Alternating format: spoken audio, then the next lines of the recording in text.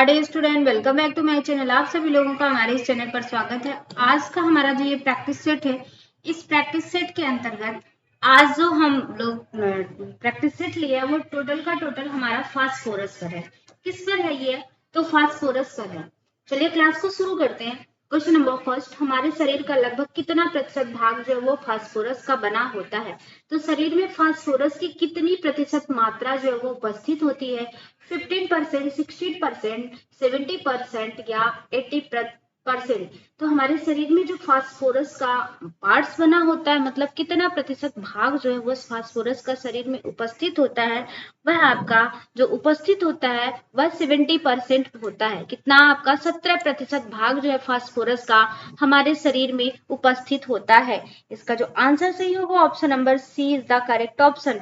और ये तो हमारा प्रतिशत जो भाग है वो पूरे शरीर में ये होता है, बट कोमल ऊतकों की बात करें और कोमल ऊतक और तरल पदार्थों में 20% मात्रा, कितनी इसकी मात्रा? तो इसकी 20% जो मात्रा है, 20% मात्रा इसकी तरल ऊतक और क्या है आपके, जो आपके क्या है, कोमल तरल ऊतक, जो ऊतक है और जो तरल पदार्थ हैं हमारे, जैसे प्लाज्मा वगैरह हो गया, इसमें जो आपके श्लेष्म होते हैं, इन सब में जो मात्रा आपको देखने के लिए मिलती है, किसकी? फास्फोरस की जो मात्रा आपको देखने के लिए मिलेगी वह आपकी 70% हो, सॉरी 20% जो है यह मात्रा इसमें देखने के लिए मिलेगी।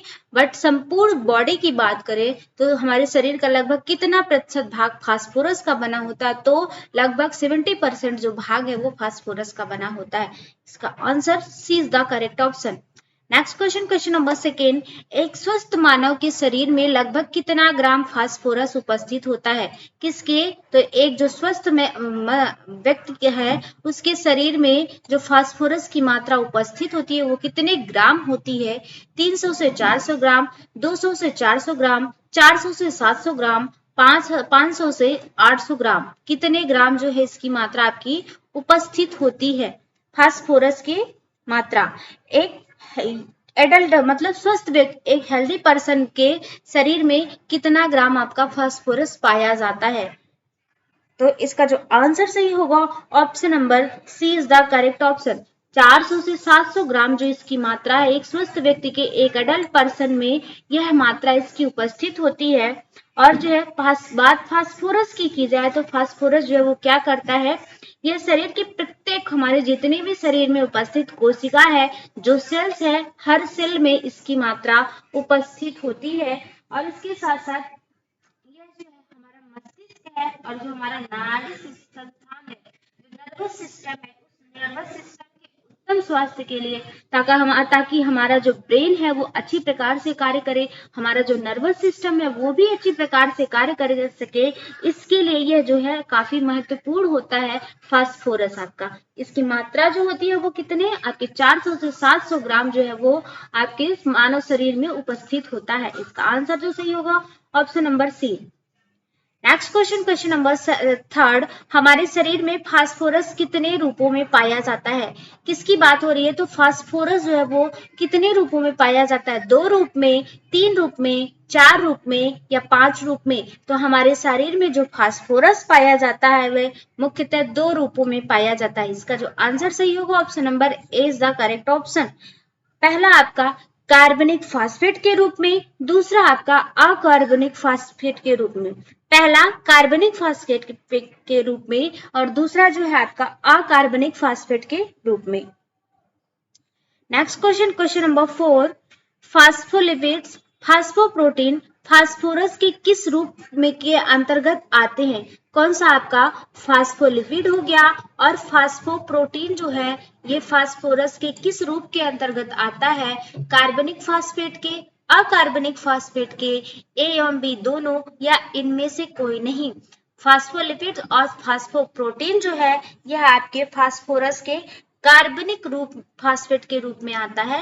किस रूप में? तो इसका जो कार्बनिक फास्फेट 2 टाइप्स, अभी हमने आपको बताया कि ये 2 टाइप्स के होते हैं, और उसी 2 टाइप्स में ये जो कार्बनिक फास्फेट होता है इसी रूप में आपका फास्फोलिपिड और फास्फोप्रोटीन जो है वह इसमें उपस्थित होता है। इसका जो आंसर सही होगा option number A is the correct option.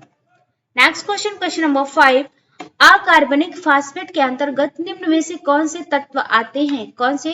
अकार्बनिक। कार्बनिक में हमने पूछा, फिर अब हम क्या पूछ रहे हैं कि अकार्बनिक फास्फेट के अंतर्गत निम्न में से कौन से तत्व आते हैं? कैल्शियम फास्फेट आता है, सोडियम फास्फेट आता है, सोडियम यहाँ पे 2 बार सोडियम फास्फेट हो गया है, ठीक है। Calcium phosphate, sodium phosphate, potassium phosphate. तो इसके अंतर्गत जो आने वाला तत्व है ये क्या होते हैं? यहाँ पे एक ऑप्शन आपका है जो है आंसर, इसका जो सही होगा उसका करेक्ट आंसर है, इसमें आंसर जो है वो क्या है? उपरोक्त सभी। कैल्शियम फास्फेट भी इसमें आता है, सोडियम फास्फेट भी आता है और पोटेशियम फास्फेट आता है। तो इसका ऑप्शन आपका ऑल ऑफ दी जाएगा। क्या हैगा? तो ऑल ऑफ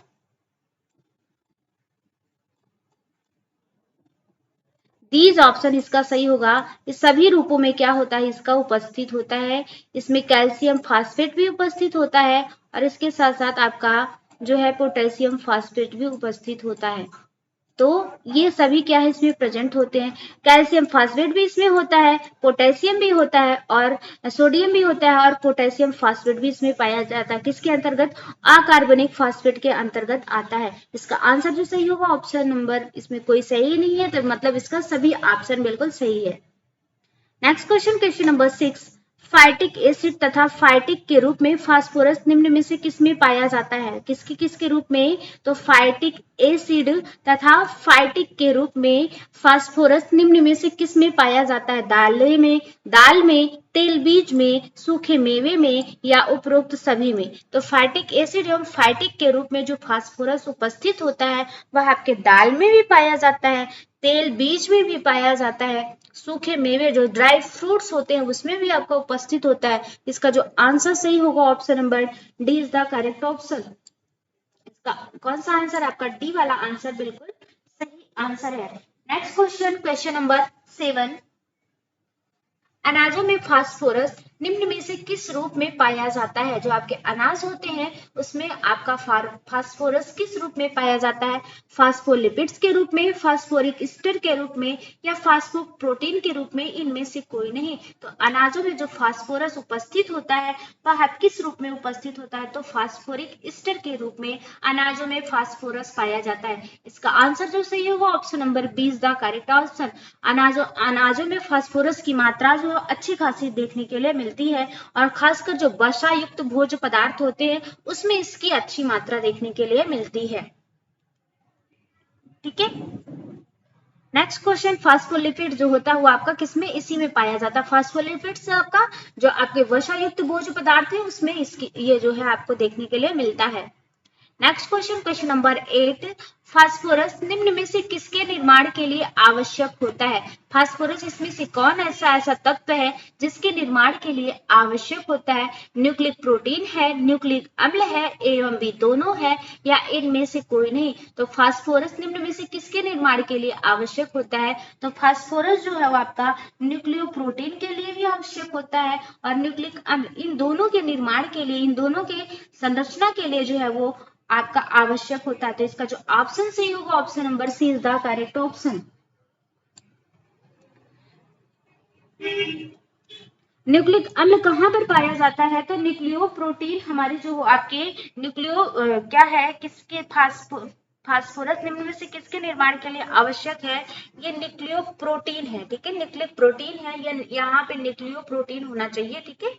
तो न्यूक्लियो प्रोटीन जो है ये क्या होता है? हमारे कोशिकाओं के जीव द्रव्य जो होता है और केंद्र किसमें यह उपस्थित होता है? न्यूक्लिक अम्ल तो ये होता ही है और इसके साथ साथ ये न्यूक्लियो प्रोटीन भी होता है। उपस्थित कहाँ होता है ये? तो आपकी कोशिकाओं का जो जीव द्रव्य होता है और इसमें केंद्रक जो होता है आपका उसमें यह पाया जाता है। इसका आंसर सही होगा सी। शरीर में फास्फोलिपिड्स के रूप में कौन कार्य करता है? फास्फोलिपिड्स के रूप में जो शरीर में कौन कार्य करता है? इसमें से फास्फोरस करता है, कैल्शियम करता है, आयरन करता है या इनमें से कोई नहीं? तो शरीर में फास्फोलिपिड्स के रूप में जो कार्य करता है वह कौन कार्य करता है? तो फास्फोरस जो है ये हमारे शरीर में फास्फोलिपिड्स के रूप में कार्य करता है। इसका जो ऑप्शन सही होगा A is the correct option. Next question, question number 10, बच्चों के रक्त सीरम में फास्फोरस की कितनी मात्रा उपस्थित होती है? जो बच्चे होते हैं, इस बच्चे में जो रक्त सीरम पाया जाता है, उस रक्त सीरम में फास्फोरस की कितनी प्रतिशत मात्रा जो है आपकी प्रेजेंट होती है? 4 से 5 mg, 5 से 6 mg, 6 से 7 mg या 7 से 8 mg? तो जो बच्चा होता है, इस बच्चे के रक्त सीरम में फास्फोरस की जो मात्रा उपस्थित होती है वह आपकी 4 से 5 mg उपस्थित होती है। 4 से 5 mg जो रक्त सीरम में इसकी मात्रा उपस्थित होती है एक बच्चे के। असर्शन है, निर्माण के रूप में कैल्शियम फास्फेट के साथ मिश्रित होकर फास्फोरस दांतों, अस्थियों तथा स्नायुविक का अभिन्न अंग होता है। रीजन है, यह प्रत्येक कोष केंद्रक विशेषकर मस्तिष्क तथा स्नायुविक कोषों के लिए महत्वपूर्ण तथा कोषों के बहुगुणन के लिए अनावश्यक होता है। असर्शन क्या है कि निर्माण के रूप में जो है मतलब फॉर्मेशन के रूप में कैल्शियम फास्फेट के साथ किसके साथ मिलता है? तो यह जो मिश्रित होता है वो कैल्शियम के फास्फेट के साथ मिश्रित होकर फास्फोरस किसके निर्माण में? दांतों के निर्माण में, अस्थियों तथा स्नायुविक का अभिन्न अंग बनाते हैं। अस्थियां भी बनाते हैं और इसके साथ साथ स्नायुविक का अभिन्न अंग होता है। यह प्रत्येक कोष केंद्रक विशेषकर मस्तिष्क तथा स्नायुविक कोषों के लिए महत्वपूर्ण तथा कोषों के बहुगुणन के लिए अनावश्यक होता है। असर्शन एवं रीजन दोनों सही है। असर्शन सही परंतु रीजन गलत है। असर्शन गलत परंतु रीजन सही है। असर्शन एवं रीजन दोनों गलत है। तो क्वेश्चन नंबर 11 का जो आंसर सही होगा, ऑप्शन नंबर 11 का जो आंसर सही होगा, option number B is the correct option. Assertion तो आपका बिल्कुल सही है, बट ये क्या है? बहुगुणन के लिए अनावश्यक नहीं, बल्कि ये क्या होते हैं? आवश्यक होते हैं। बहुगुणन के लिए, कोषों के लिए महत्वपूर्ण तथा कोषों के बहुगुणन के लिए आवश्यक होते हैं। यहाँ पे ऑप्शन में दिया है अनावश्यक होते हैं, इसी वजह से ये जो रीजन है वो आपका बिल्कुल गलत है। तो असर्शन तो सही है परंतु रीजन जो है वो आपका गलत है। Next question, question number 12, phosphorus के कार्य निम्न में से कौन कौन से हैं? तो किसके कार्य की बात हो रही है? तो फास्फोरस के कार्य इसमें कौन कौन से हैं? अम्ल तथा क्षार को संतुलित बनाए रखने में सहायक, कैल्शियम के शोषण को बढ़ाना, कार्बोज के चयापचय में सहायक या उपरोक्त सभी। फास्फोरस के कार्य इसमें से कौन कौन से आपके हैं? अम्ल तथा क्षार को संतुलित बनाए रखने में सहायक, ये अम्ल और क्षार दोनों को जो है वो संतुलित बनाए रखने में सहायता प्रदान करते हैं। कैल्शियम के शोषण को बढ़ाना, ये क्या होते हैं? गुड फ्रेंड ही होते हैं। कैल्शियम, फास्फोरस और विटामिन डी, ये गुड फ्रेंड के नाम से इन्हें जाना जाता है, क्योंकि इनके ये दो जो है एक दूसरे के जो है वो क्या होते हैं? सहयोगी होते हैं। एक दूसरे से ये सहयोग करके जो है अच्छे प्रकार से शरीर में क्रिया विधि को संपन्न करते हैं। तो कैल्शियम के शोषण को भी बढ़ाते हैं। कार्बोज के चयापचय में सहायक, जो आपके कार्बोहाइड्रेट है उसके मेटाबॉलिक प्रोसेस में भी आपके सहायता प्रदान करते हैं। इसका आंसर जो सही होगा, option number D is the correct option. Next question, question number 13, कितने प्रतिशत फास्फोरस का अवशोषण अकार्बनिक रूप में होता है? किसका अवशोषण? तो जो आपका फास्फोरस होता है, इस फास्फोरस का कितने प्रतिशत अवशोषण जो है वो अकार्बनिक रूप में होता है? कार्बनिक और अकार्बनिक दो रूपों में होता है ना, तो इसमें अकार्बनिक रूप की यहाँ पे बात हो रही है।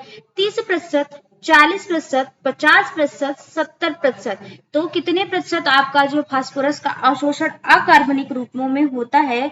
तो आपका जो है वो आपका कितने प्रतिशत इसका जो अवशोषण अकार्बनिक रूप में होता है? तो जो 70% अवशोषण इसका है वो अकार्बनिक रूप में होता है। इसका आंसर जो सही होगा, option number D. Next question, question number 14, phosphorus की कमी होने पर निम्न में से कौन सा लक्षण प्रकट होता है? फास्फोरस की अगर शरीर में कमी हो गई है, इसमें से कौन सा लक्षण आपको देखने के लिए मिलेगा?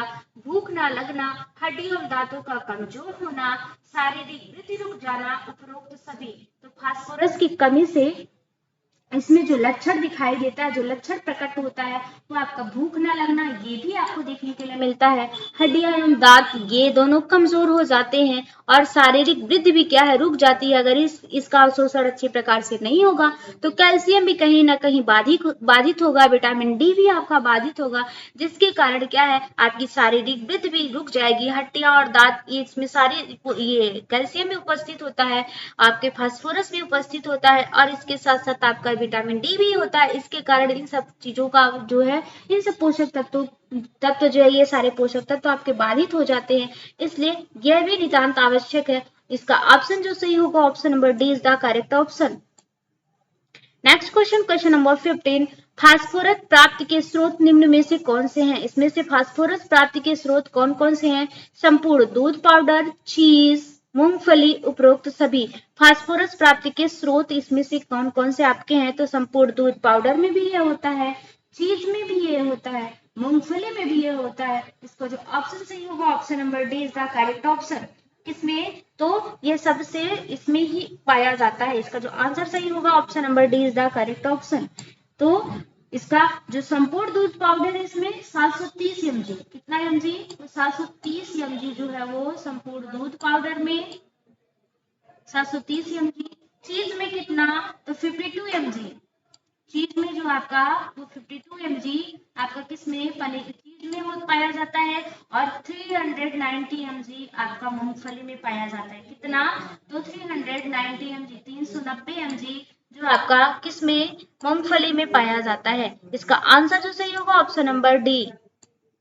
ठीक है, नेक्स्ट क्वेश्चन, क्वेश्चन नंबर 16, हड्डियां एवं दांतों में कितनी प्रतिशत मात्रा फास्फोरस की संग्रहित होती है?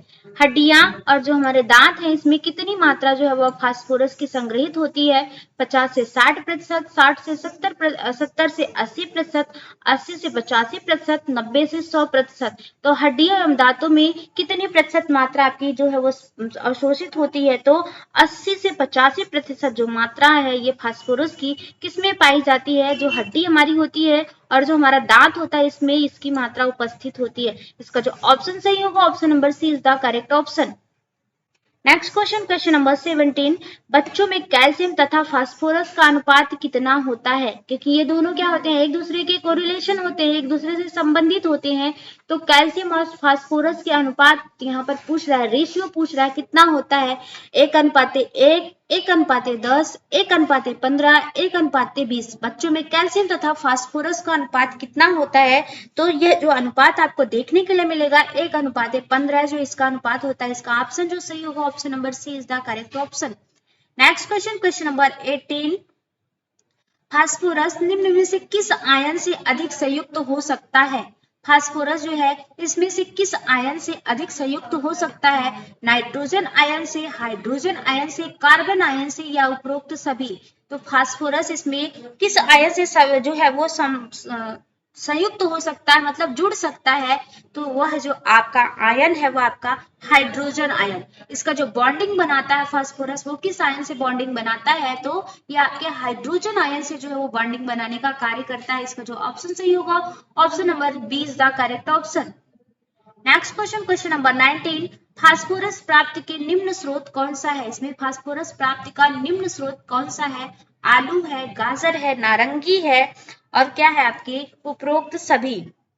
तो फास्फोरस प्राप्ति का जो निम्न स्रोत है, निम्न स्रोत के अंतर्गत आपका आलू भी आता है। आलू में भी कम मात्रा में फास्फोरस उपस्थित होता है, गाजर में भी कम मात्रा में, और नारंगी इसमें भी कम मात्रा में उपस्थित होता है। इसका जो आंसर सही होगा, option number D is the correct option. कौन सा आंसर सही होगा? तो option number D is the correct option. ये रहा हमारा आज का पूरा फास्फोरस पर प्रैक्टिस सेट। नेक्स्ट सेशन में नए प्रैक्टिस सेट के साथ नए मिनरल्स ही स्टार्ट, क्योंकि अभी हमारा मिनरल्स का पार्ट चल रहा है। तो मिनरल्स में जितने भी मिनरल्स होंगे सबका अलग अलग हम लेके आएंगे। ठीक है, तो आज की क्लास को यही रखते हैं। नेक्स्ट सेशन में फिर नए प्रैक्टिस सेट के साथ मिलते हैं। तब तक के लिए thank you so much for watching this video.